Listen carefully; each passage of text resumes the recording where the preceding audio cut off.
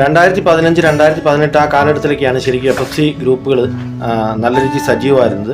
അതിനുശേഷം പിന്നെ ഒരുപാട് ഗ്രൂപ്പുകൾ സ്പ്ലിറ്റായി. അലോയ് എന്ന് പറഞ്ഞൊരു ട്രെൻഡ് സെക്ടർ വളർന്നു വന്നത് ഈ കാലഘട്ടത്തിലായിരുന്നു. പിന്നെ അതിന് ഒരുപാട് കേസുകളും പ്രശ്നങ്ങളും ഒക്കെ ഉണ്ടായിരുന്നു. അശ്വന്ത് കോക്കായിരുന്നു ആദ്യ കാലത്ത് അവിടെ അഡ്മിനായിട്ടുണ്ടായിരുന്നത്. അവിടെ അയ്യങ്കാളിയൊക്കെ കരിവാണെന്നൊക്കെ വിളിച്ച് അങ്ങനെ പല കേസുകൾ വന്ന് അങ്ങനെ ഇത് സ്പ്ലിറ്റായി.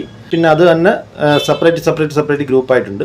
ഞാനിപ്പോൾ ഇവിടെ പറയാൻ ഉദ്ദേശിക്കുന്നത് ആദ്യകാലത്ത് അലോയ് അറ്റാക്ക് അല്ലെങ്കിൽ ചാവേർ അറ്റാക്ക്, ഈ രണ്ട് കാര്യങ്ങളാണ്. അത് പറയുന്നതിന് മുമ്പ് ഈ പറഞ്ഞ അലോയ് എങ്ങനെയാണ് ഒരു ട്രെൻഡ് സെക്ടർ ആയെന്ന് നമ്മൾ മനസ്സിലാക്കണം. അന്നത്തെ കാലത്ത് ഈ പറഞ്ഞ സ്റ്റിക്കറുകൾ പോലും ഇല്ലാത്ത ഒരു കാലമായിരുന്നു. അന്ന് ഫേസ്ബുക്ക് മാത്രമേ ഉള്ളായിരുന്നു, ഇൻസ്റ്റാഗ്രാം ഇല്ലായിരുന്നു. ആ കാലത്ത് ഫേസ്ബുക്കിലൊക്കെ നമ്മൾ അതായത് ജർമ്മനിയിലും അവിടെ ഇവിടെയൊക്കെ സാത്താൻ സേവകളൊക്കെ ഉണ്ട്.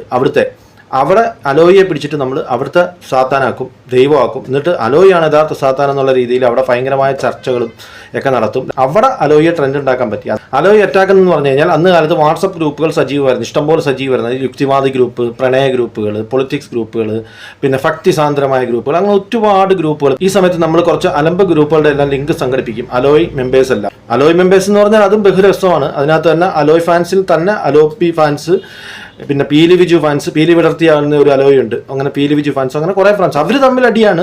വാട്സപ്പ് ഗ്രൂപ്പുകളെല്ലാം പൊരിഞ്ഞ പോരാട്ടമാണെങ്കിൽ അലോയ് അറ്റാക്കിന് ഇവരെല്ലാം ഒറ്റക്കെട്ടാണ്. അപ്പൊ ഈ ലിങ്ക് വഴി എല്ലാവരുടെ കയറും. 10, 30, 40, 50 പേരൊക്കെ ആയിരിക്കും കയറുന്നത്, ഈ ഗ്രൂപ്പുകളിലൊക്കെ കയറുന്നത്. അന്നത്തെ കാലത്തെ ഗ്രൂപ്പാണെന്ന് ആലോചിക്കണം. ഇന്ന് എല്ലാവർക്കും എല്ലാം മനസ്സിലാവും. അന്ന് ഇതുപോലെ സ്റ്റിക്കർ പോലും ഇല്ല. ഞങ്ങളന്ന് ഫോട്ടോകൾ മൊത്തം സംഘടിപ്പിക്കും. അതിലെ എഴുത്തുകളുണ്ട്, അലോയ് വചനങ്ങൾ അല്ലെങ്കിൽ ഡിങ്ക കഥകൾ, എങ്ങനെ അലോയ് ആഫ്രിക്കൻ ദൈവമായി, അലോയ് പണ്ടേ ഉണ്ടായിരുന്നതാണ് എന്നുള്ള ഒരു കഥയുണ്ട്.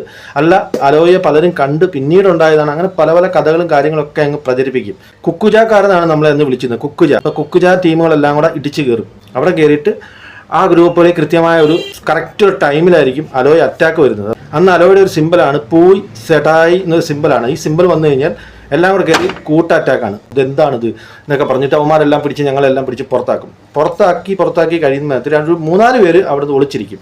അവരൊറ്റ സ്റ്റിക്കർ പോലും ഒന്നും ഇടത്തില്ല. എന്നിട്ട് ഇവർ ഞങ്ങളെക്കുറിച്ച് പറയുന്ന കാര്യങ്ങളെല്ലാം അവർ കേൾക്കും. എന്നിട്ട് ആ വോയിസുകളെല്ലാം അവരെടുത്ത് ഇപ്പുറത്തോട്ട് ഇട്ട് തരും. അവിടെ ഭയങ്കര കോമഡിയാണ്, തമാശയാണ്.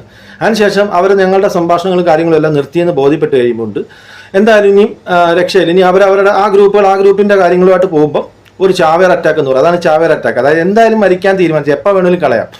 തീർത്ത് അലോയുടെ വചനങ്ങളും പോസ്റ്ററുകളും സ്റ്റിക്കറുകളും എല്ലാം കൂടെ വാരി വിതറി അപ്പം തന്നെ അവരെടുത്ത് കളയും. എന്നിട്ട് ഇവർ പറഞ്ഞ വോയിസുകളെല്ലാം കേട്ട് കുറേ സമയത്തേക്ക് രസിക്കും. വീണ്ടും അടുത്ത ഗ്രൂപ്പിലോട്ട്, അങ്ങനെ ഓരോ ഗ്രൂപ്പിൻ്റെ ലിങ്കുകൾ. ഇതാണ് അലോയ് അറ്റാക്ക് ആൻഡ് ചാവേർ അറ്റാക്ക്.